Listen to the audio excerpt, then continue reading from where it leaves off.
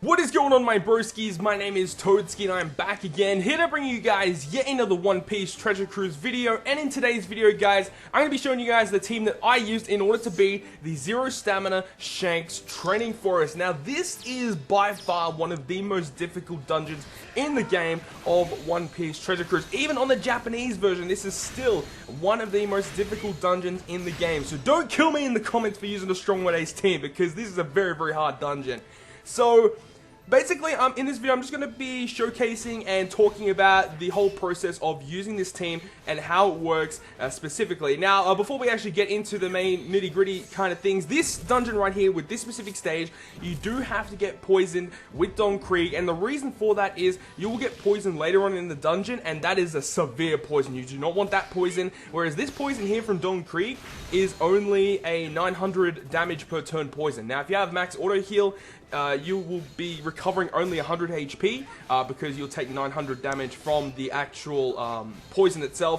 But also, something I have to state as well, shout out to Boris Anime for the team, because if it wasn't for him, I probably wouldn't even know what the hell I'd be doing, and it'd be taking me much, much longer in order to actually beat this training forest right here, because Boris Anime actually used the exact same team. So shout out to Boris, he's just an absolute beast with this team. So, with this specific stage right here, with the Young Buggy and Young Shanks, you go ahead and use your Strongword Usopp to delay them all and also do a little bit of damage to them. And the reason you do that is because, you do have all those bother orbs, so it's really, really difficult to actually take them down. Now, when you move on to this stage, it actually is so good if you have at least one green orb on one of your Strongword Aces, so that you can go ahead and take out Capone in a single turn, because every single turn that Capone's alive, he will make all of your matching orbs into negative orbs, I believe, and all of your food and tandem orbs go to bother orbs, I think. So you definitely want to take him down really, really quickly, otherwise it's going to be very hard to try and take him down. Then you can go ahead and focus on trying to kill Bonnie right here, and if you have an int orb on your Zephyr, you'll have no problems whatsoever with taking her down. So now that that's done, we're going to move on to stage 14, which is where we start accessing the Supernova units. So we have Killer, we have X-Drake, and we also have Rogue. So Killer doesn't really do much. You have X-Drake, who has a survival buff for 5 turns, and you also have a Rogue who has a counter. So what you want to do is you want to try and kill Killer first. Now, again, if you have a green orb on your Ace, you'll have no issues whatsoever with taking him down. Now, what you want to do is you want to make sure that you do not actually touch Rogue at all. Only attack him once his counter has actually, expired. And you want to try and put X-Drake just above 50%, because when he's below 50%, he will start doing more damage to you. So you definitely do not want that to happen. And as I said, you want to try and wait off until Rogue's buff has actually disappeared, which will be after his first attack. Otherwise, if you start attacking him, his counter is going to do a ton of damage to you, and you definitely do not want that. So once you do have the right orbs and his counter has expired, you can go ahead and take out your Rogue, and then you can focus all your attacks on X-Drake once his survival buff has expired. So after that, I will see you guys within the next dungeon, or the next room of the Shanks dungeon.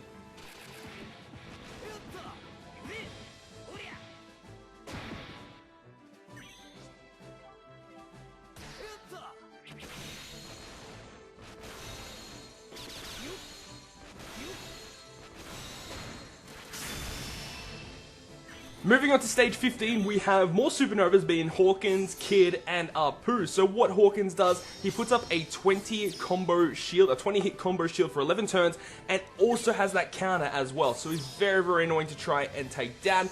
You have Kid here, who has a great shield, so you have to hit 4 greats before you can actually do any damage to him.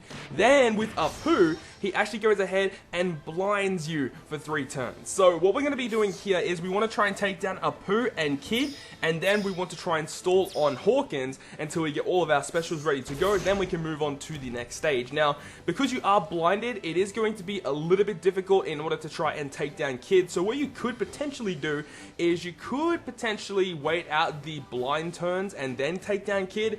It really just does depend on if you are, ambitious enough to try and, take that hit from Kid, because Kid does do a lot of damage, and you want to try and stall on Hawkins, and Hawkins does do a lot of damage as well, so you do have to be very, very careful with your stalling to make sure you actually have enough health to survive. And yeah, but you know, other than that, there's not much really else to say. You want to try and keep Hawkins above 50%, and then when you are ready to move on to the next stage, that's when you want to try and kill him off. Otherwise, his counter will activate, and you will pretty much die. He does a lot of damage with his counter, so you do have to be very, very careful about that. But other than that, guys, I will see you guys within the next stage of the Shanks dungeon.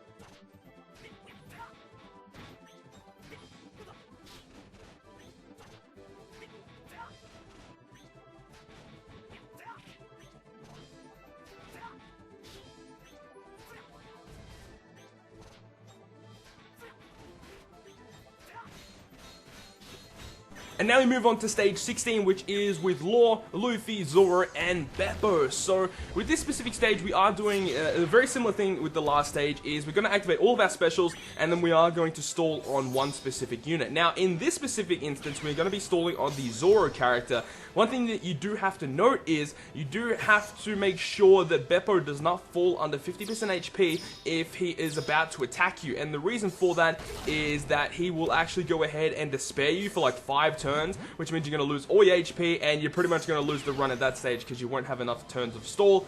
So what we're going to be doing is we're going to be taking down Luffy and Law in this first turn, and then in the second turn, we're going to go ahead and move over to Beppo and take him down in that second turn. And other than that, there isn't really much else to say. After you kill Beppo, then you want to be stalling on Zoro, and yeah, it's pretty easy from there. So other than that, guys, I will see you guys within the next stage of the Shanks dungeon.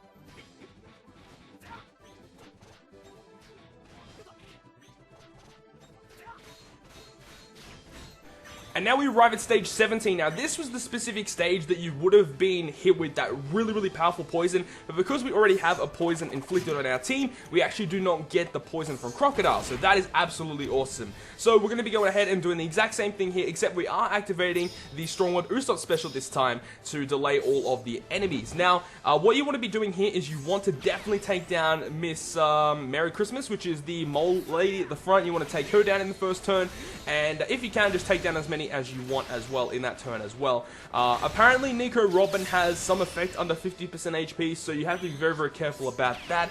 Daz Bones just puts him a defense buff, which isn't really like anything. Like, he's still really, really easy to take down. I actually kind of stopped up here because I didn't activate my second ace special, but I was luckily enough just having enough damage to take out Nico Robin there with the matching orb on Zephyr. So now we're going to be stalling on Crocodile, and I'll see you guys within the next stage of the Zero Stamina Shanks dungeon.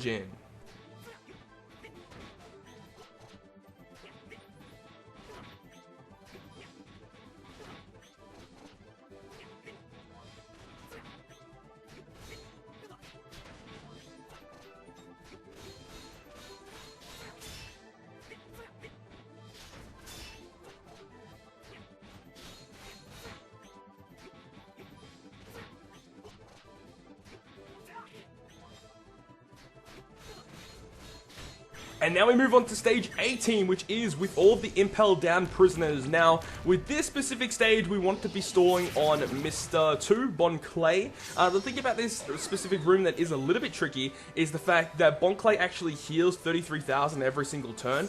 And when he falls below 50% HP, he does a lot more damage than what his regular attacks do. So you have to try and keep him above 50% HP, but he does heal every turn, so you have to try and be careful about that. And you want to have enough, matching orbs to take him down and burst him down above 50% HP when you are ready to move on to that next room. But overall, this actually isn't really a tough room at all. They don't have a whole lot of HP, so I go ahead and take down Daz Bones, and I also take down Mr. 3. In that first turn there, and then in the second turn, I'm going to use my matching orbs to take down Crocodile, and then we can go ahead and stall on Mr. 2, Bon Clay. But after we beat this room, guys, we are on stage 19, so we are getting towards the end of the dungeon, and I will see you guys at stage 19.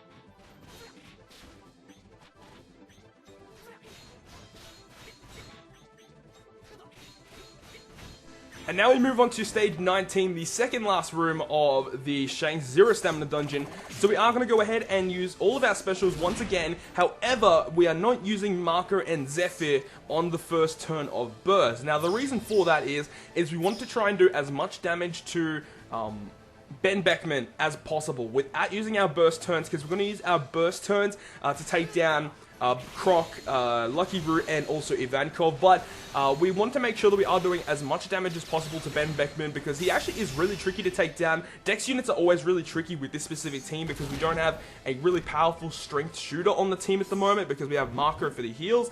So because of that, Dex units are very tricky to take down. Every other unit really isn't an issue whatsoever, but just Dex units in general are very tricky to take down. So you can see here, we've now activated our Marker and Zephyr, and we are going to take down Ivankov and Lucky Root in that first turn of Burst. Then we're going to go ahead and use all of our attacks to try and take down Crocodile if we can. I believe I actually kind of stuff up with the combo. I think I miss. Yeah, I do miss. And then, I thought the run was over there because I wouldn't have had enough damage. But luckily enough, I did have still quite a bit of damage. If I did hit that perfect, he would have died that turn, which would have been a little bit more easier. However, he is on, yet again, a 2-turn cooldown at the moment. So I did have enough time to, take him down and Ben Beckman in that turn. And now we're going to go ahead and stall on Jinbei. Now, Jinbei does a lot of damage. He does 12,000 damage. Now, you want to try and pick up as many meat orbs as possible to make sure that you are, healing back all of that damage that he is doing to you. Now, you can potentially use Heracles when his special is ready to go. You can go ahead and use Heracles to try and get a food orb, because Heracles guarantees you a food orb. If you do need a food orb, then you can go ahead and use his special to try and get one.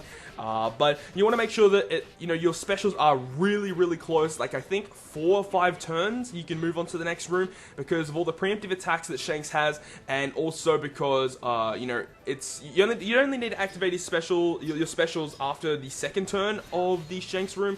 So as long as you have all your specials ready by the time you reach the Shanks room, you guys should be okay and shouldn't have too many issues from there. Once you reach the Shanks room with all of your specials about ready to go, then you shouldn't have any issues with taking him down whatsoever. So you can see that I just beat the Jinbei right there. I have pretty much all my specials ready to go. Heracles is the only one that's really not ready to go.